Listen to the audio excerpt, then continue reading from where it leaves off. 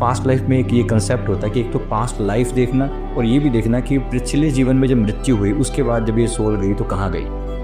जैसे नीचे की यात्रा से ही बाहर निकल रहा है कोई तो अधोगति की तरफ जाएगा। तो सर ये सोल के हाथ में होता है कि उनको ऊपर जाना है या नहीं जाना। देखो है ना, वो भी जला देनी चाहिए, इवन उसकी फोटो भी नहीं लगानी चाहिए क्योंकि उसकी एनर्जी कनेक्टेड रहती है। लोग तो उनकी पूजा करने लगते हैं, आरती उतार।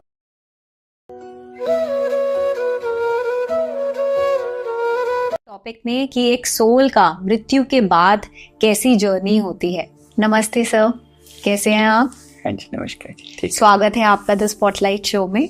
जी थैंक यू। सबसे पहले सर मैं ये जानना चाहती हूँ कि आपके हिसाब से लाइफ आफ्टर डेथ का जो कॉन्सेप्ट है वो कैसे समझा जा सकता है। जैसे अगर हम देखें हमारे वेदों में, हमारे उपनिषद में, तो उनमें क्या लिखा है अबाउट लाइफ आफ्टर डेथ? देखिए, सबसे पहले तो हम सारी रेफरेंस गरुड़ पुराण से लेते हैं जिसमें सबसे ज़्यादा अच्छे से डिस्क्राइब किया गया है जी कि मृत्यु के बाद जीव की क्या स्थिति होती है, आत्मा की क्या स्थिति होती है। इवन मृत्यु के जस्ट बाद क्या होता है, मृत्यु के समय क्या होता है, उसमें इतना भी बताया हुआ है। सारी जो रिचुअल्स होती हैं 13 डेज तक वो भी, फिर 47 डेज में जब ये सोल जो है ट्रेवल करके आत्म लोक तक जाती है, यमलोक तक जाती है, फिर वहाँ पर जो स्वर्ग नरक का हिसाब होता है वो, और उसके बाद पितरलोक की यात्रा या अगला जन्म, उसमें ये सब भी कुछ कुछ लिखा हुआ है। कुछ बाकी जो रेफरेंसेस हैं वो मेरे अपने एक्सपीरियंस से, क्योंकि हम पास्ट लाइफ रिग्रेशन मैं करता हूँ, अब तक लगभग 30,000 से ज़्यादा लोगों का पास्ट हमने देखा है।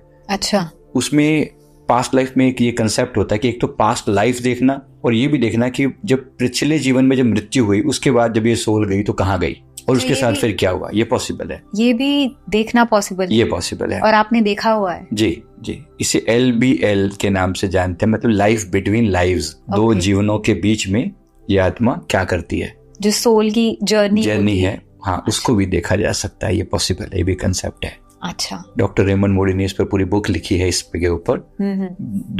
दो जन्मों के बीच में आत्मा का क्या होता है, इसके पूरा डिस्क्राइब किया होगा।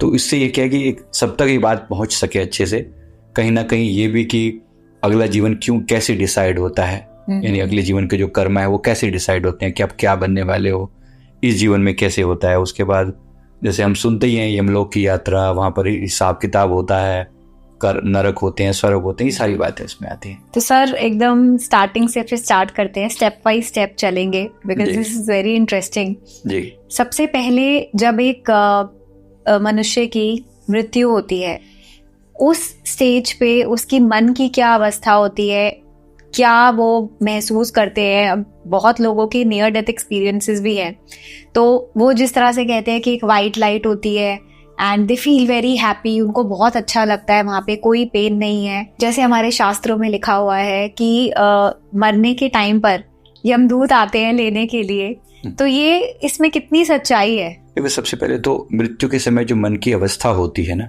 इसको थोड़ा समझना जरूरी है, क्योंकि जो इंसान जीवन भर सोचता रहा है जी, जिस चीज में वो सारा जीवन जिया है, हमारे शरीर में 7 चक्र होते हैं, उस व्यक्ति की चेतना उस 7 चक्रों में से किसी एक चक्र पर केंद्रित हो जाती है जिस पर वो सारा जीवन जिया है।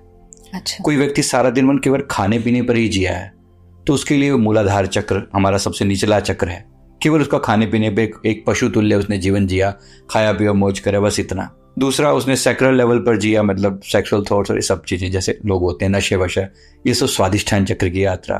किसी ने केवल मान सम्मान में, मैं ऐसा, मेरा ईगो, मेरा ऐसा वैसा, मेरे पास इतना पैसा, मेरे पास इतनी पावर, ये मणिपुर चक्र तक का जीवन उसने जिया। अच्छा। चेतना जिस लेवल पर भी उसने जीवन जिया है, इसके अलावा कोई इमोशंस में जिया है, बहुत भाव लेवल पर, मैं, मेरे बच्चे, मेरा परिवार, मेरे ये जो है ना, ये इमोशन लेवल पर, मतलब हृदय चक्र की यात्रा।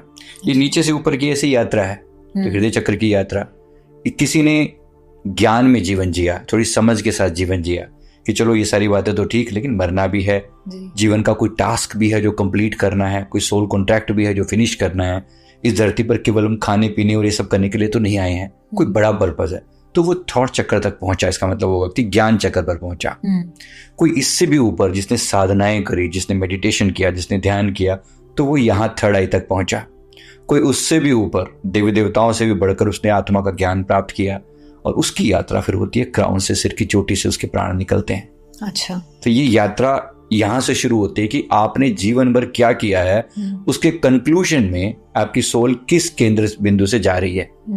तो ये कोई एक मोमेंट का डिसीजन नहीं है, ये पूरे जीवन के डिसीजन होते हैं, ओवरऑल कंक्लूजन होता है। आपने अपनी जिंदगी कैसे जी है।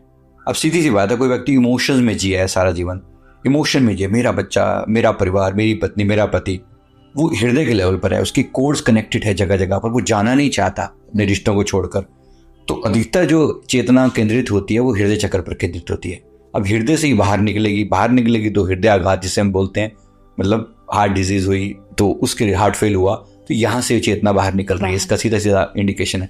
कोई फिजिकल ऑर्गन जो उस चक्र के साथ जुड़ा हुआ है उसमें फेलियर, उसके द्वारा वो चेतना बाहर निकल रही है। अच्छा, कोई व्यक्ति मणिपुर पर जिया है तो मणिपुर के ध्रुव और नीचे के केंद्रों का तो पता ही है सभी को अधिकतर।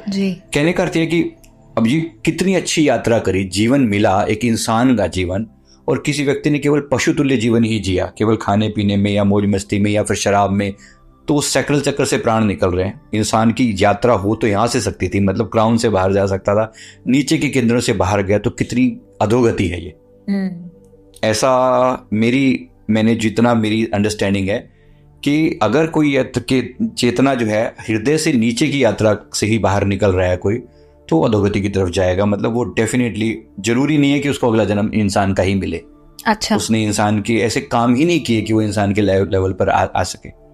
राइट, कोई सोचिए ना आप, जैसे कोई व्यक्ति इस टाइप के सारा जीवन खाया पिया सिर्फ इतनी चीजों में पड़ा रहा, या फिर औरों को मारा, लोगों को मारा, दुखी किया, परेशान किया, ऐसे दुख दर्द वाले काम किए, सिर्फ मान सम्मान में जिया, कुछ ऐसी चीजों में, तो आप सोचिए उसका, वो इंसान के लायक भी कुछ न कुछ कर्म ढंग से नहीं किए, तो उसका जीवन उसके हिसाब से ही होता है फिर। अच्छा, तो